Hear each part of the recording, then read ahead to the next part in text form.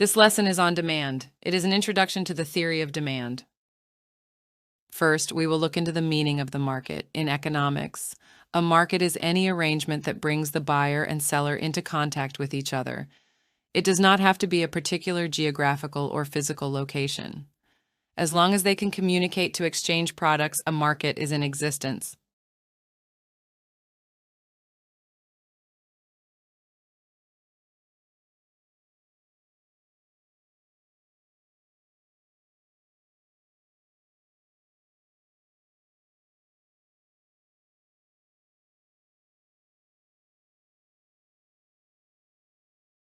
There are two parties in a market, the buyers and the sellers.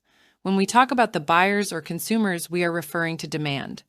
But when we talk about the producer or seller, we are concerned about supply. So what is demand? Demand is the amount of a product that consumers are willing and able to purchase at a given price over a period of time.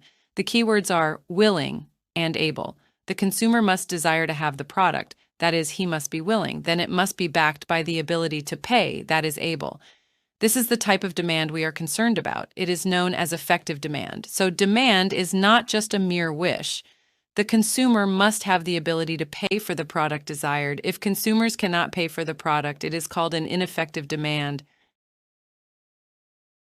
Demand schedule. A demand schedule is a table showing the relationship between the price and quantity demanded of a product. From the table, there is an inverse relationship between price and quantity demanded. The higher the price, the lower the quantity demanded. The lower the price, the higher the quantity demanded. This is the normal relationship between price and quantity demanded. It is the law of demand. For example, when the price rises from $1 to $3, the quantity demanded of oranges decreases from 3,000 to 2,500. As the price rises from $3 to $5, the quantity demanded decreases from 2,500 to 1,500. What is a demand curve? It is a curve or graph that shows the relationship between price and quantity demanded. It slopes downwards from left to right because of the inverse relationship between price and quantity demanded. This is a normal demand curve. What is the difference between individual demand and market demand? The demand for one consumer of a product is called individual demand. The total demand of all the consumers of a product is market demand. In the table below, it is assumed there are only two consumers of the product, A and B.